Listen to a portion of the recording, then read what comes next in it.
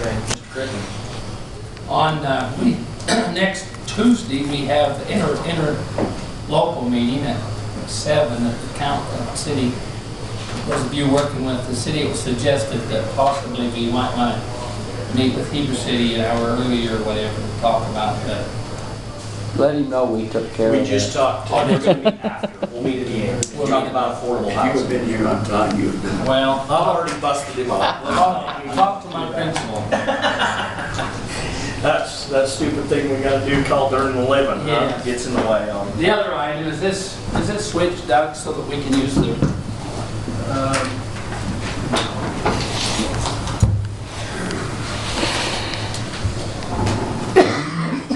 one that update you on what the Heber Light Power Board, as we went to the Heber Light Power went to the planning commission for switch that a little bit. You might need to hit that watch computer.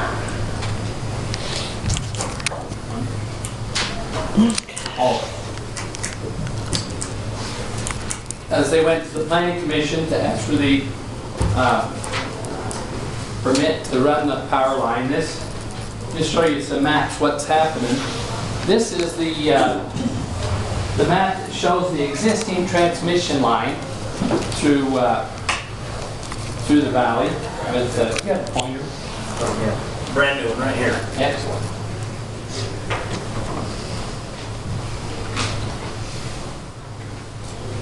Existing, this down Highway 40 comes in, and then here's the kind of the around the rec center or the event center around. Then these two lines over to the Midway station.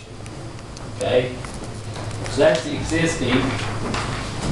This was the proposed route for the what they were trying to get the conditional use permit for. With the new line coming down Highway 40, this phase right now is what's being completed. Those are the poles.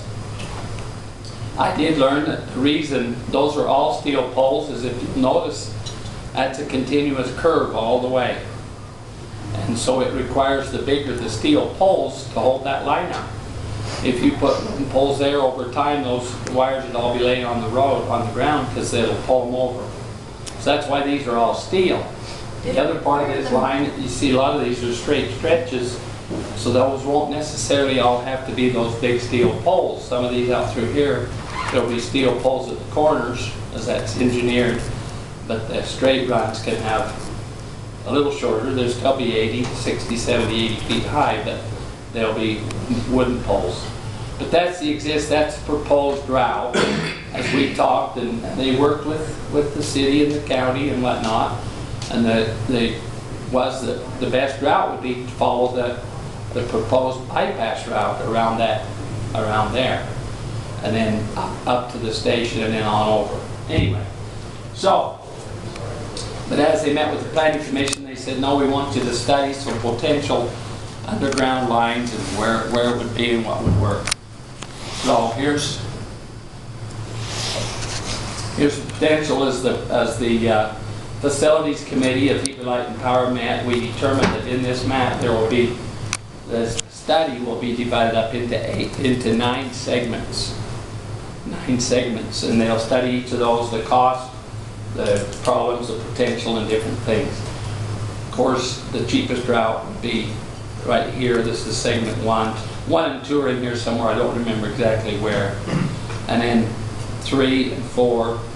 5 and 6, 7 and 8, and then the 9th section will be out here from about where it comes down from College Substation up across the intersection and up this way.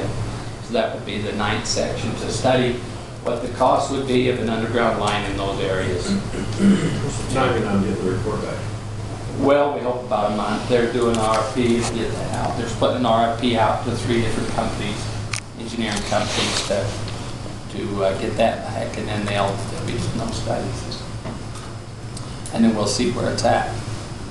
It's scheduled to go back to the planning commission in March, but I think they're going to ask for a, well, originally it was February, right? And they extended to March. Now whether they'll be ready in March with this or not, I don't know. It might extend it out beyond that.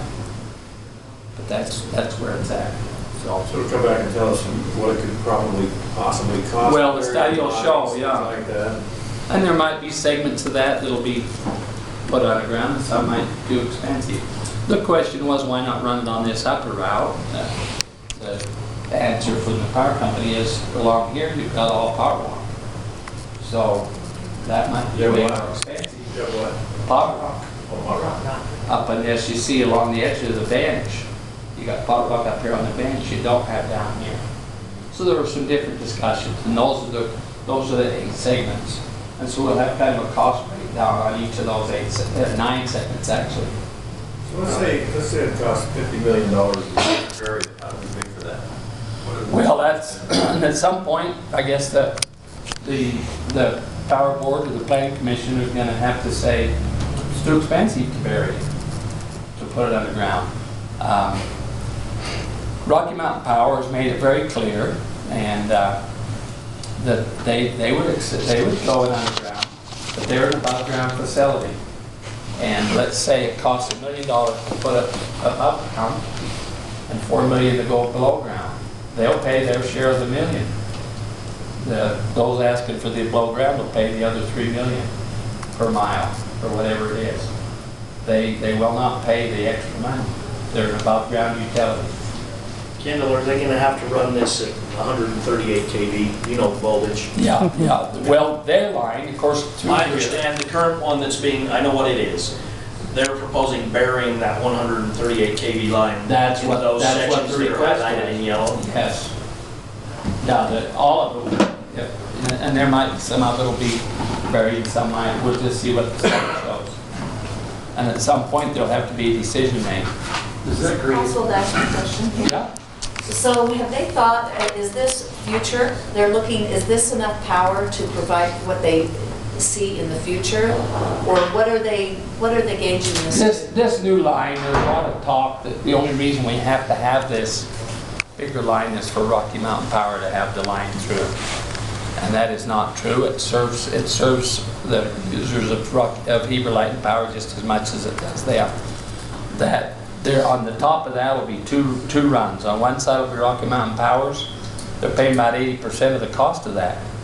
The other side will be Heber Light Power's. Right now it'll be 46 kV, but it could be just as easy 138 in the future. Well, the reason I'm asking is if you put it underground, have they actually thought about the fact of the future of what this valley is going to be? Are they? Well, they're planning, I don't know how many years in the future they plan 136. But what you're saying is, at what point we'd have to maybe put a bigger one underground? That's what I'm asking. I don't know how far ahead they plan. Do you That's know, what I'm Greg, how far asking. ahead they plan? Yes. Huh? The answer is They yes. plan, The answer to your question is yes. They have planned for the future. How far? What are they looking at, the growth of the valley? What are they looking I at? think it's through all the projections that they have currently. 2070 is The about, feed you have to take from Rocky Mountain Power is at 138. Eventually will be. It used to be 46. It's no longer Yeah. that. It's 138.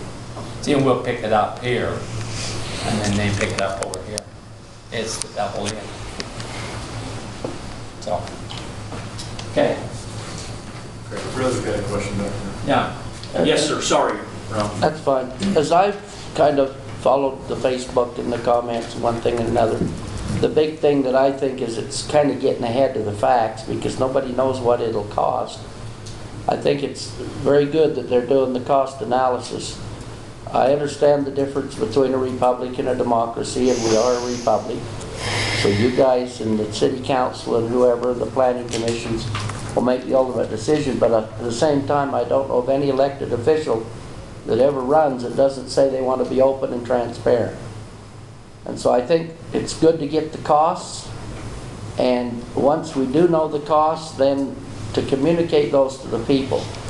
Now, I don't know the end of our contract, but Heber City contracted, I don't know how many of you got this request to comment on your preferences for the city. It was a poll we asked. We got, I think, 1,700. 1,700 responses. We have that system still available to us. I don't know when it expires. We got it for a year, and the former mayor just didn't use it until recently. But the city people council and mayor is very interested in trying to get input from the public and give the public input. So once those numbers come together, if it's in the time for what we've already bought, it doesn't even cost us that much more to do that poll, I guess countywide, and say, given this cost, how many want it underground, how many don't? Because I don't know anyone that wants the polls if there aren't other reasons, you know. Right. Except like open space, we all want it. we all but want who ends up it. paying? So the question is, how bad do we want it? Yeah. And so I'm just kind of half volunteering that I think if we can get that information, the city could reach out to the citizens to get a feel. Yes, Tracy. Just a couple thoughts on that as well is when is the next time Wasatch County is meeting with Summit County and Park City and Heber City and doing a Wasatch back? Time set yet. Because I think that would be a great opportunity to, while we're waiting for some of these studies to come back, because this power line is also for Summit County, it's going out to Colville and Evanston, and this is the connection, is our valley. And so instead of just thinking about us paying for this, I think this service is also Provo coming through our valley over clear to Evanston. And so maybe that's something we can think about is a little bit more broad of a way to pay for this. And then the other thing is... That's why Rocky Mountain's paying for 80% of it. I understand that, but there's also reasons why this is coming through our valley that positively affects Summit County. It does. Well, it affects the whole state of Utah. I understand that, but there are things that Summit County doesn't have to do because this line's coming through our valley. What's that? You know? Well, there are substations that would have had to have been enlarged in Park City if this wasn't happening. Nothing to do with it. Well, then what was reported 4 years ago isn't correct. Okay. But we're not going to argue about that. Right, we're not. Well, I know, because can I ask one more thing? Sure, you bet.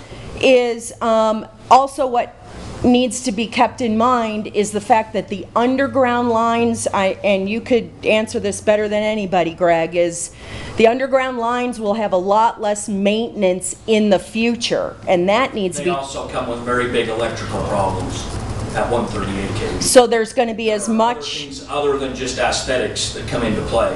There's electrical engineering and things that change the game when you get higher voltage and go underground. Cooling, there's heat, different things that So there's as many problems that could... More problems underground than overhead. Transmission lines are typically overhead. Okay. I don't No, that's fine. I get into just... that because I technically have a conflict, so I'm very quiet on this for reasons. Easement to go underground would be a lot larger than the easement overhead. Okay. Well, thanks. And the repair costs underground are way... For example, we had an outage up in Timber Lakes a couple weeks ago. It took them about 8 hours. They had to bring in a piece of special equipment to find where that break was in I don't know how many feet of line. Well, that's pretty easy to find above ground. They don't have to bring in special equipment. That was an underground line into Timber Lakes that they had to bring in special equipment to find where the break was. I think your comments as it relates to distribution is accurate. Neighborhoods, the voltages in the distribution. When you step into transmission, it is very different. Okay. Higher voltages are very different, very electrically different, and costs. So you have to do different vaults and. Back in Washington, they had a problem when I lived there, where they had buried the lines, and they had a fire take place in one of the conduits, and it was blowing manhole covers. Yeah. I mean, it's not that simple, but I think one thing worth considering that nobody seems to be talking about is, why don't you just say, we're not going to do it. We're going to just live with the power we've got. We're not going to put the power lines in. We can't afford to bury it. So we're just not going to accept the load. And if that means, some future moratorium on growth, that's, as Mr. McPhee said, somebody's got to pay it. And that's a way of paying for it, just not doing it. And let Rocky Mountain Power, figure out how to deal with Park City and Colville and East of Jesus on their own. Well, it obviously has some benefits to Wasatch County and Heber Valley as well. like a redundant fee in case something happens. Yeah, so, I mean, it's Is a that even trade-off, a right? possibility? I mean, is it? No, we say no, you can't, it's gonna go up the line. The Public Service Commission is gonna say, yes, it will, because Rocky Mountain Power has a fiduciary duty to serve their customers, as does Heber Light Power. They have a duty to serve the customers. Now, if the politicians said no more growth, I'd like to see that happen, then okay. But as long as the growth continues, Heber Light Power and Rocky Mountain Power legally have to serve their customers. And if that means a bigger transmission line through the valley, it means a bigger transmission line. And if we say no, it'll go up the line, and eventually the courts or Rocky Mountain or Public Service Committee's going to say, I guess the other it's going option through. is impact fees. I don't know how much you can do with impact fees. Yeah, there's lots of growing pains that come with what we've got going on, for sure, and have that happen. On the point of growth, though, we could, as politicians, we could say no more growth from here forward. With the growth that's already been approved, Yeah. is what I think we're looking at. It's going to require. I mean, even if we had 0% growth awarded from this point moving forward, the growth that's already been approved in years past is going to have a lot of requirements that come along with it as far as power and services. We could handle the future with the growth that's here. We say, okay, on any given day, through these 3 or 4 hour block of time, this part of the valley will have no power. When you We'll said slide it around. when you were California. saying, like rolling blackouts. Yeah. Hey, when you were saying that, hold on, when you were saying, so if for some reason the public or the elected official said you have to bury this line, you're saying that we would have to take up 75% of that cost, essentially the public would have to pay that because Rocky Mountain says, look, we're required to do overhead. If you require us to go underneath, we're not required to pay for the whole portion of it, is that right? They'll only pay for it. They will pay for what it would cost to put above ground. Is there anything about Even if they don't have approvals for it? Pardon? Even if they don't have approvals through the valley for it yet? That's what I'm talking about. It'll go up the line and they'll get. It hasn't been approved yet to go through the valley. Okay, so if we were, just theoretically, just follow me. If we said, or Heber Light Power said, I don't think the county council has a vote in this, correct me if I'm wrong on that. If they, Well, what it does because it's a conditional use for the planning commission. So if the powers that be that have the power to say so, if they said, no, you're not allowed to do it unless you put it underground and you have to pay for it, what's the next step? You're saying it'll go up the line, so kind of walk us through it just a little bit. Well, I won't stop, maybe. Yeah.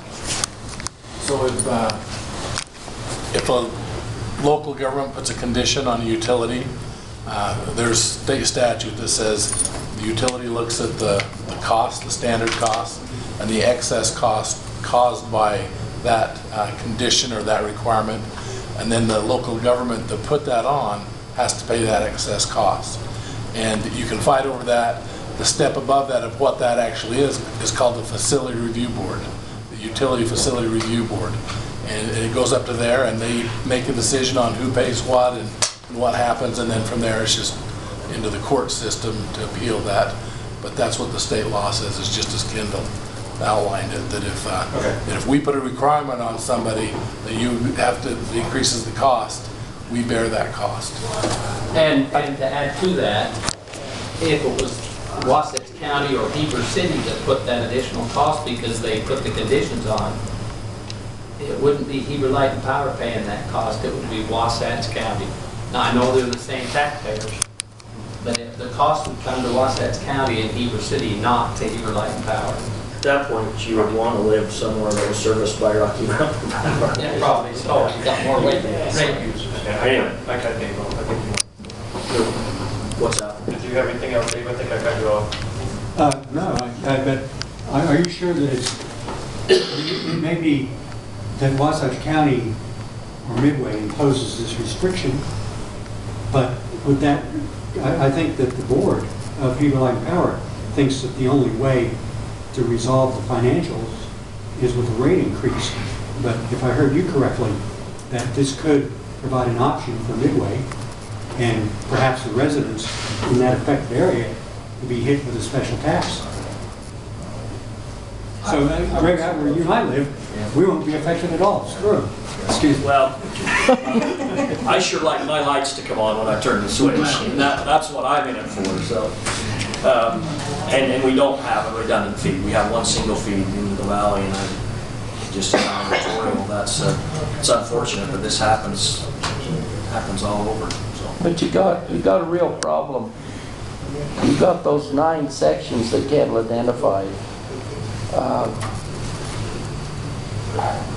I don't know if cost won't be equal, of course, but Midway might want theirs underground and Heber might want some of theirs underground, and the costs are equal or whatever.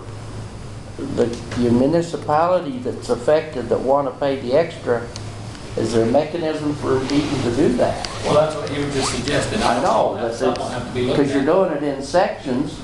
If just for devil's advocate, if I'm willing to tolerate it as a Heber citizen rather than pay the cost, and Midway isn't, I don't want to pay to bury it over there. I'm sorry, but Yeah, that's the issue, and I think that's what none of us want to pay extra. Ron, we can do it. You gotta get Midway.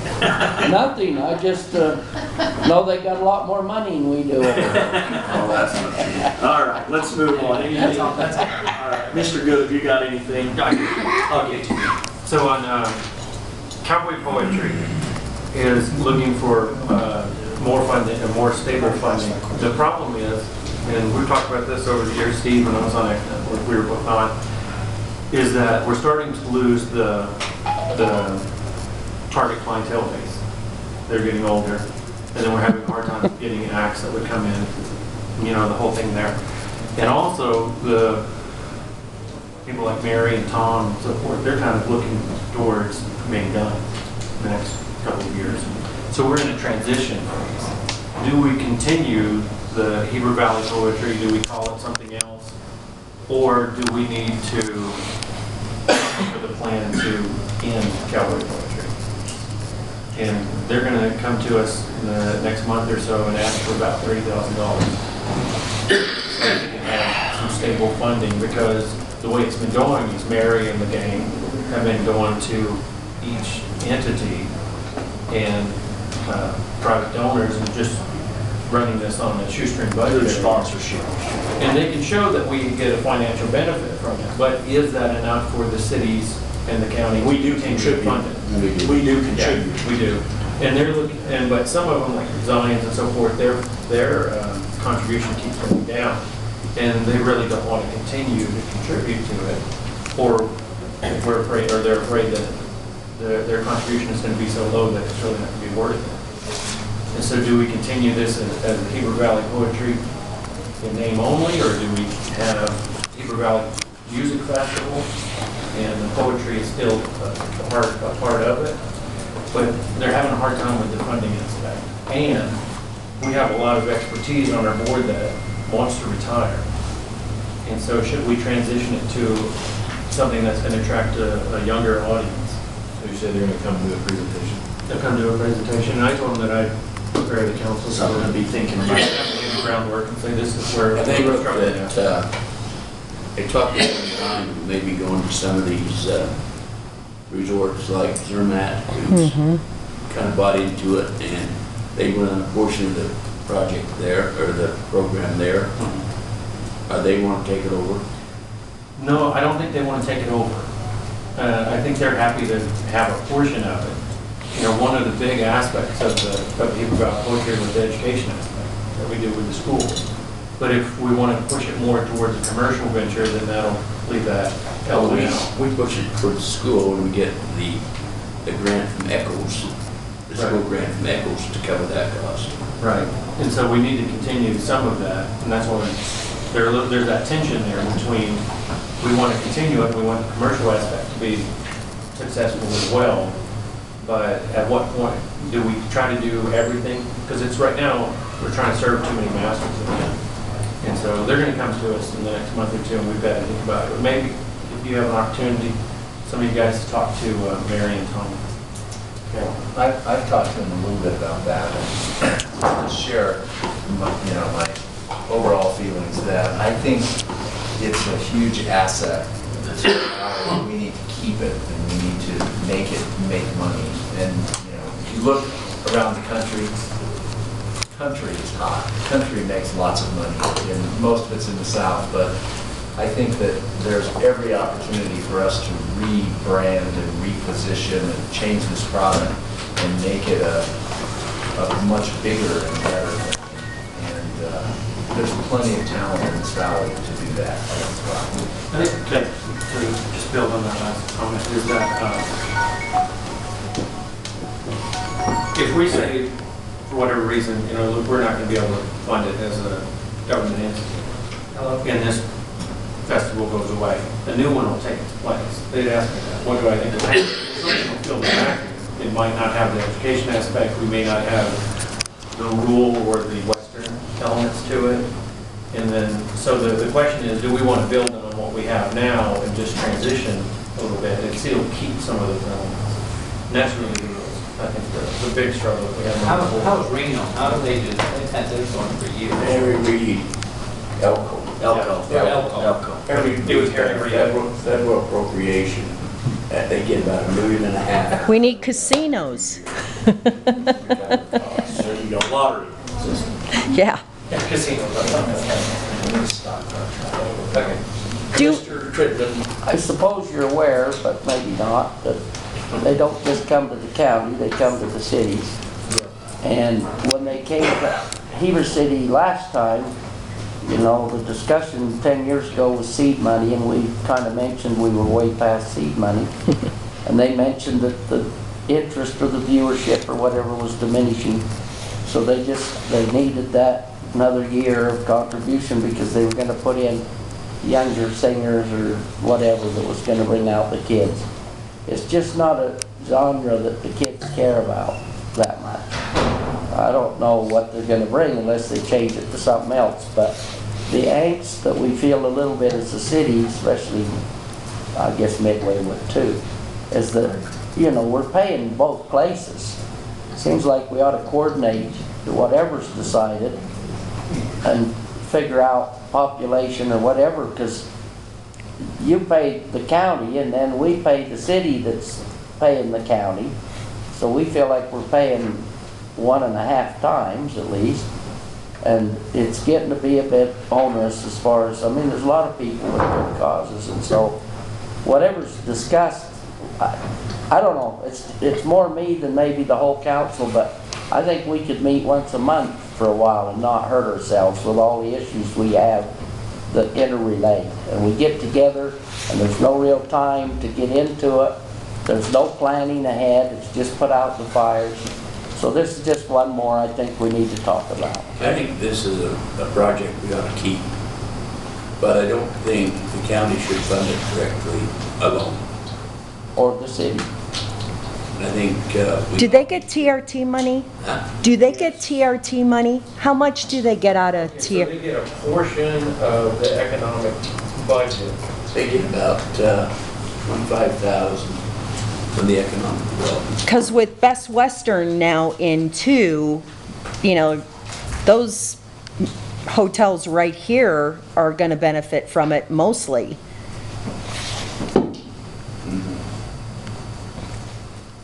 Okay. Anything What problem else? we have, Tracy, we don't have enough rooms in the valley to accommodate that large of gathering. So when we have it come, we got people staying in Summit County, Utah County, driving up to the facility.